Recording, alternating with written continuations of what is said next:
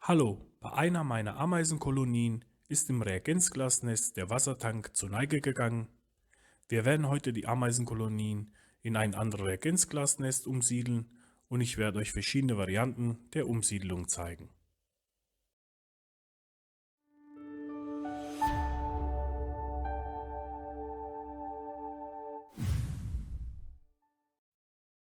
Hallo und herzlich willkommen auf Atlantis, euer Ameisenkanal.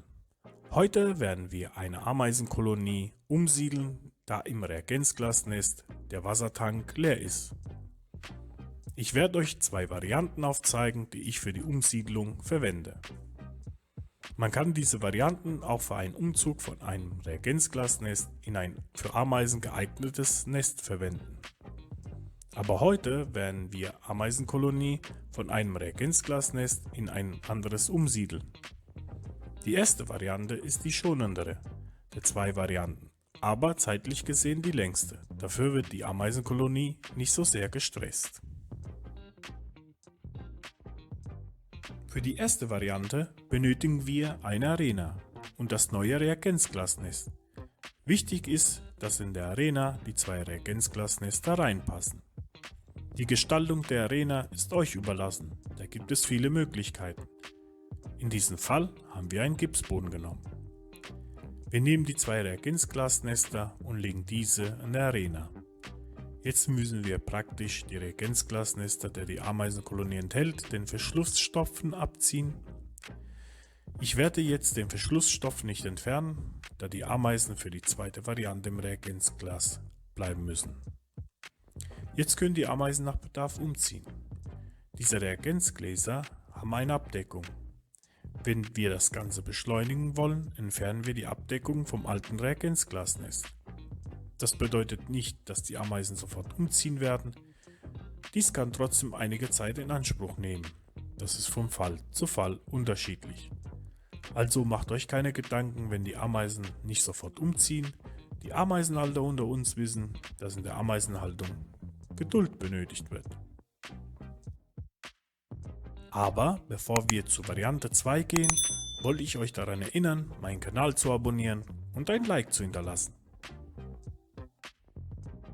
Für die zweite Variante benötigen wir ein Reagenzglasnest und ein wenig Klebeband.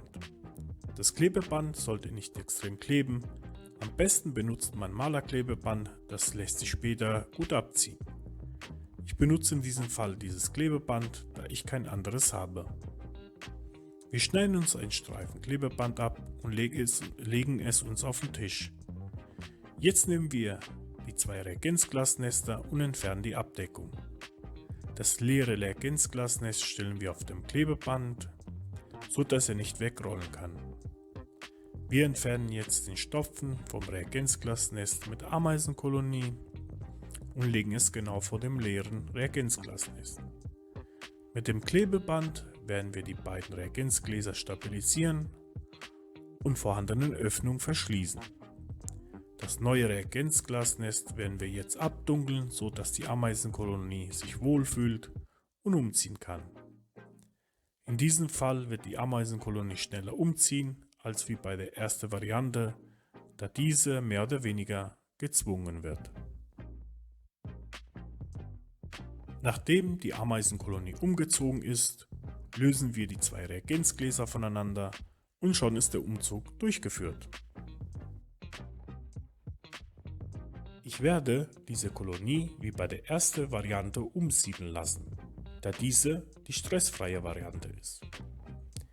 Diese Ameisenkolonie wird in dieser Arena gehalten, weil diese für eine Reagenzglasaufzucht zu groß geworden ist. Ich danke euch, dass ihr bis jetzt dran geblieben seid. Ciao, Atlantis, euer Ameisenkanal.